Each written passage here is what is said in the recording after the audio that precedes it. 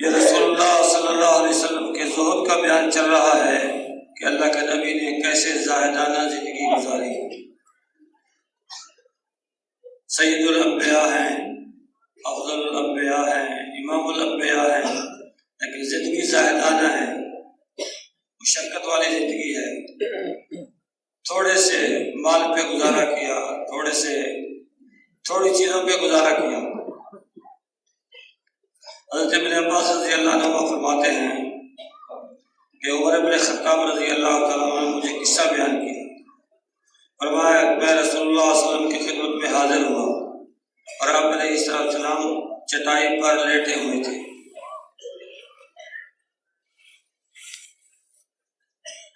بس میں بیٹھ گیا، آپ کے اوپر ایک لنگی تھی، اس کے علاوہ کچھ نہیں تھا، اور حال یہ تھا کہ اس چٹائی کے نشانات آپ کے جسم پر واضح تھے، اور تھوڑے سے جاؤ وہاں رکھے ہوئے تھے، اور کیکر کے پتے کمرے کے ایک کونے میں پڑے ہوئے تھے، اور ایک بے رنگی کھال لٹکی ہوئی تھی۔ میری آنکھوں میں آنسو آ گئے۔ اللہ کے نبی نے فرمایا اے ابن خطاب کیوں رویا؟ میں نے کہا اے اللہ کے نبی مجھے کیا ہو گیا کہ میں نہ روؤں؟ یہ چٹائی جس نے آپ کے جسم میں اثر کیا ہے، اس کے نشانات آپ کے جسم پہ واضح ہیں، اور آپ کے گھر کی کل کائنات یہ ہے جو میں دیکھ رہا ہوں، اور یہ کسرا اور کیسر یہ پھلوں میں اور نہروں میں، اور آپ اللہ کے نبی اور برگزیدہ، اور یہ آپ کی کل کائنات ہے۔ آپ نے ارشاد فرمایا اے خطاب کے بیٹے کیا تو اس پہ راضی نہیں ہے کہ ہمارے لیے آخرت ہو اور ان کے لیے دنیا ہو؟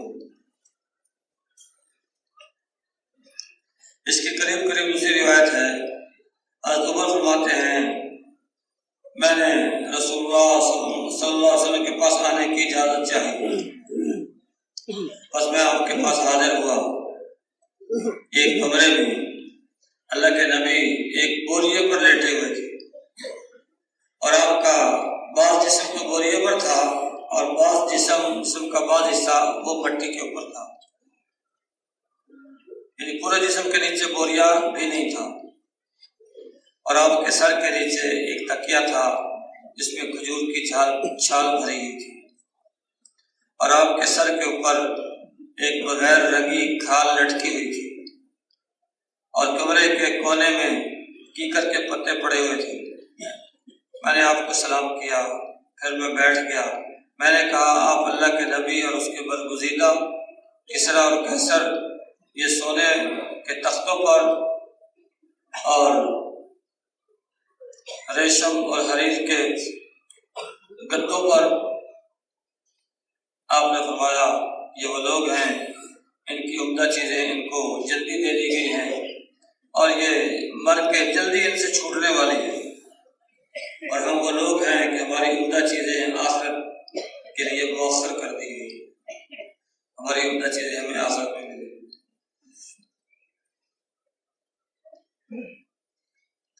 حضرت ابن عباس رضی اللہ عنہ فرماتے ہیں کہ رسول اللہ صلی اللہ علیہ وسلم کے پاس حضرت عمر حاضر ہوئے، اور آپ علیہ السلام چٹائی پر تھے، اور آپ کے پہلوں میں چٹائی کے نشانات تھے۔ عرض کیا اللہ کے رسول اگر آپ اس سے نرم بستر لے لیں؟ آپ نے ارشاد فرمایا مجھے دنیا سے کیا واسطہ، میری مثال اور دنیا کی مثال تو ایسے ہے جیسے ایک سوار سخت گرمی کے دن میں چلا، ایک درخت کے نیچے تھوڑی دیر سستایا، تھوڑی دیر بیٹھ گیا، پھر چل پڑا اور درخت کو چھوڑ دیا۔ میری مثال تو یہ ہے۔ عائشہ رضی اللہ عنہ فرماتی ہیں میرے پاس ایک انصاری عورت آئی، اس نے رسول اللہ صلی اللہ علیہ وسلم کا بستر دیکھا، ایک چادر ہے جو دوری کر کے بچھائی گئی ہے۔ پھر اس نے میرے پاس ایک بستر بھیجا جس میں اون بھری ہوئی تھی، ایک گدا بھیجا جس میں اون بھری تو رسول اللہ صلی اللہ علیہ وسلم میرے پاس آئے، فرمانے لگے اے عائشہ یہ کیا ہے؟ عائشہ فرماتی میں نے کہا اللہ کے رسول فلاں انصاریہ عورت وہ میرے پاس آئی تھی، انہوں نے آپ کا بستر دیکھا، پھر وہ چلی گئی اور اس نے یہ بھیجا ہے، یہ بستر بھیجا ہے۔ آپ علیہ السلام نے ارشاد فرمایا عائشہ اس کو واپس کر دو، اللہ کی قسم اگر میں چاہتا تو اللہ میرے ساتھ سونے اور چاندی کے پہاڑ چلا دیتا۔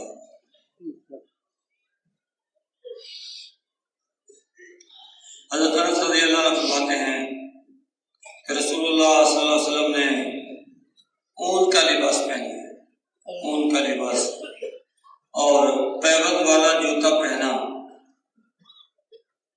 اور حضرت انس نے فرمایا کہ رسول اللہ صلی اللہ علیہ وسلم نے بشے کھانا کھایا اور کھردرا ٹاٹ پہنا۔ حضرت حسن سے کہا گیا کہ بشے کھانا کیا ہے؟ فرمایا موٹے پیسے ہوئے جو کہ اللہ کے نبی ان کو پانی کے گھونٹ کے سوا نہیں نگل سکتے۔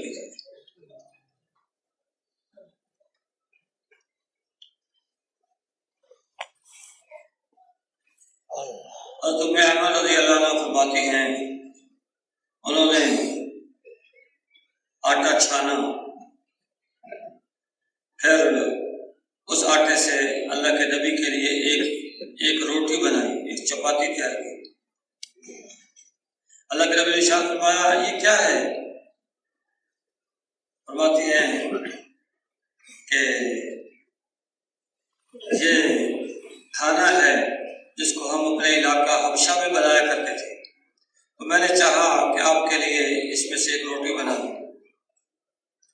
آپ نے ارشاد فرمایا یعنی اس چھان کو واپس کر دو اور پھر آٹے کو گوندو، یعنی چھنے ہوئے آٹے کی روٹی کھانا پسند نہیں کی، کہا یہ چھان آپ نے نکالا ہے، چھاننے کے بعد جو چھان ہے چھلنی میں اس کو واپس آٹے میں ڈالو، گوندو، پھر روٹی بنو۔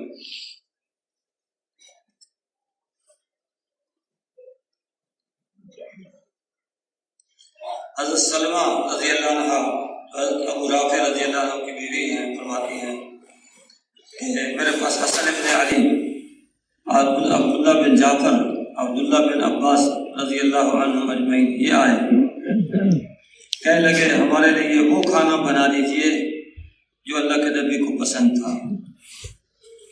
فرماتی ہیں میں نے کہا میرے بیٹو آج کے دن تم اس کھانے کو پسند نہیں کرو گے۔ بس میں اٹھی اور میں نے جو لیے ان کو پیسا اور پھونک مار کے ان کی موٹی موٹی بھوسی اڑا دی اور پھر اس سے روٹی بنائی اور اس کو پھر چپڑ دیا اور اس کے اوپر کالی مرچ چھڑک دی اور ان کے قریب کر دی اور کہا یہ کھانا اللہ کے نبی کو پسند تھا۔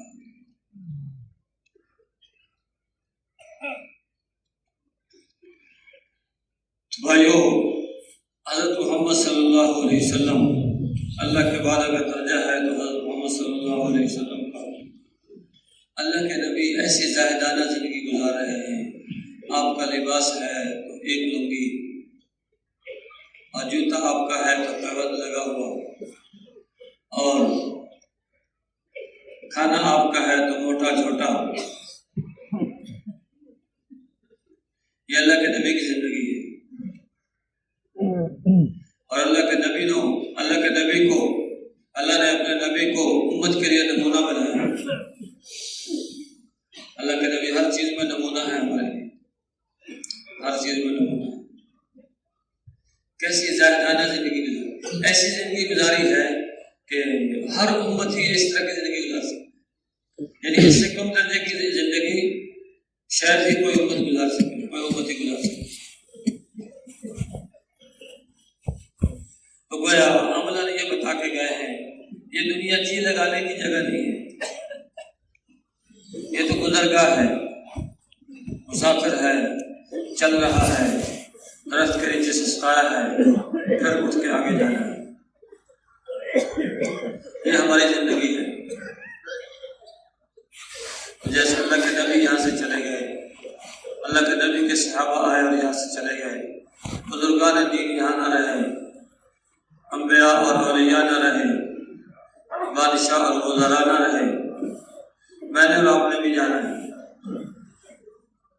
تو دنیا یہ گزر کا ہے، گزر کا ہے۔ آج سے 100 سال پہلے جو لوگ زندہ تھے آج وہ مر کے قبروں میں ہیں، اور آج سے 100 سال کے بعد اس مجمع میں سے شاید ہی کوئی زندہ ہو۔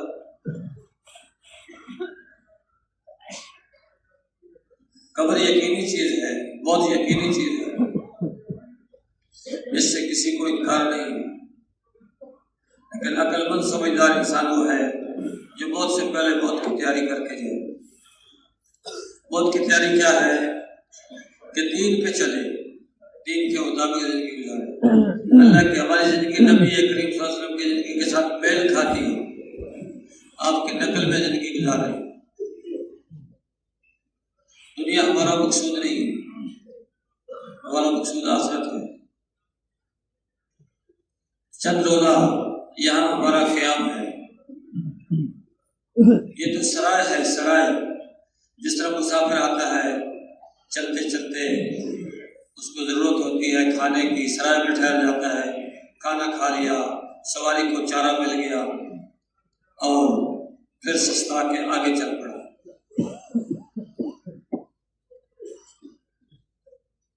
دنیا کی رنگینیاں ہمیں دھوکے میں نہ ڈال دی، دھوکے میں نہ ڈال دی۔ ان رنگینیوں نے بہت سب کو دھوکہ دیا ہے، اور یہ دھوکہ موت پہ کھلا تو کیا کھلا۔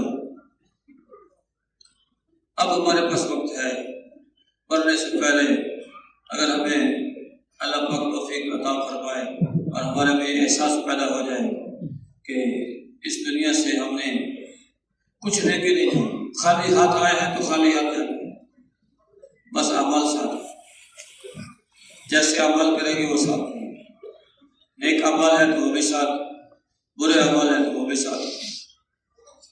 نیک اعمال جب آدمی قبر میں رکھا جاتا ہے نیک آدمی تو دائیں طرف سے نماز ہے، بائیں طرف سے روزہ رہتا ہے، سر کی جانب تلاوت اور ذکر، اور پاؤں کی جانب وہ قدم آ جاتے ہیں جن پہ چل کے مسجد میں جایا کرتا تھا، اور صبر ایک کنارے پہ کھڑا ہوتا ہے کہ اگر کوئی جانب کمزور ہو تو ان کی مدد کروں گا۔ فرشتے حساب لینے کے لیے آتے ہیں کہ تمہیں الگ ہو جاؤ، اس سے حساب لینا چاہتے ہیں، تو کہتے نہیں ہم اس کو نہیں اکیلا نہیں چھوڑیں گے، وہ دور سے کھڑے ہو کے سوالات کرتے ہیں، پھر چلے جاتے ہیں۔ عمل کام ہے، عمل کے کرنے کی جگہ دنیا ہے، مرنے کے بعد تو آدمی کوئی عمل نہیں کر سکتا۔ ابھی ہمارے پاس وقت ہے، وہ عمل کریں جو اللہ کے نبی نے کی۔ اللہ کے نبی نے کیا عمل کیا زندگی میں؟ ساری زندگی امت کی فکر کی ہے، کیسے میری امت کا ایک فرد دوزخ سے بچ کے جنت میں جانے والا ہو۔ جیسے اللہ کے نبی نے یہ فکر کی ہے، اس طرح یہ فکر ہماری بھی ہے۔ ہم بھی اللہ کے بندے حضرت محمد صلی اللہ علیہ وسلم کی امتی ہیں، یہ ہماری ذمہ داری ہے۔ جیسے اللہ کے نبی نے زندگی گزاری ہے ایسے ہم بھی زندگی گزارنے والے ہیں۔ ہمارے دن ایسے گزرے جیسے اللہ کے نبی کے دن گزرا کرتے تھے، ہماری راتیں ایسے گزرے جیسے اللہ کے نبی کی راتیں گزرا کرتے تھے۔ اللہ کے نبی رات کو سوتے، صبح اٹھتے، بیچ میں تہجد نہ پڑھتے، ایسا نہیں ہوتا تھا، بلکہ آپ علیہ السلام تو رات کو اتنا قیام فرماتے، بعض دفعہ آپ کے پاؤں ورم کر لیتے۔ نبیوں پہ تہجد فرض تھی، امت پہ تہجد فرض تو نہیں ہے، لیکن نبیوں کا کام کرنے والی امت ہے، اس لیے اہتمام ہم بھی کریں۔ تہجد کی 2 رکعت دنیا و معافیہ سے بہتر ہے۔ جب نفس قابو میں نہ آ رہا ہو، تہجد کی نماز سے نفس قابو میں آ جائے، یہ اشد وطئا و اقوی مقیلا۔ تہجد جو ہے نفس کو کچلنے کے اعتبار سے زیادہ سخت ہے، اور اس وقت بات صحیح سے نکلتی ہے، دل اور دماغ کا جوڑ ہوتا ہے۔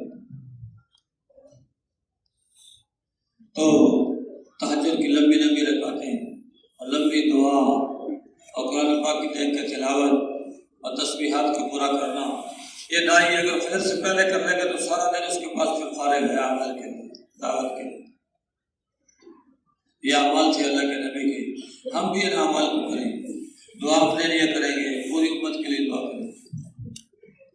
جن کو محنت، جن کو کو لوگوں پر محنت کر کے ان کو اللہ کے راستے میں نکلنے کے لیے تیار کرنا، اور رات کو اللہ کے سامنے گڑ گڑا کے ان کے لیے دعا کرنا کہ اللہ ان کو قبول فرما۔ اپنی قبولیت بھی مانگنی ہے، امت کی قبولیت بھی مانگنی ہے، اور دعا ہر مومن کی قبول ہوتی ہے۔ دو آدمیوں کے سوا ہر ایک کی دعا قبول ہے۔ ایک تو جو یہ کہتا ہے پتہ نہیں میری دعا قبول ہوگی کہ نہیں ہوگی، اس کی دعا قبول نہیں ہوگی، اور دوسرا قاطع رحم جو رشتہ داری کو کاٹتا ہے، اس کی دعا قبول نہیں ہوگی، صلہ رحمی نہیں کرتا، قطع رحمی کرتا ہے۔ ان دو شخصوں کے علاوہ ہر ایک کی دعا قبول ہے، یا تو فوراً یا کچھ دیر میں یا آخرت کے لیے ذخیرہ کریں گے دعا انشاءاللہ۔ ساری دنیا کے مسلمانوں کے لیے دعا کریں گے، اللہ ان کو آپ علیہ السلام کے اتباع میں زندگی گزارنے کی توفیق عطا فرمائے، اور ساری دنیا کے کافروں کے لیے دعا کریں گے کہ اللہ پاک ان کو اسلام کی دولت سے نواز کے مسلمانوں کا معاون بنائے۔ یہ کریں گے انشاءاللہ۔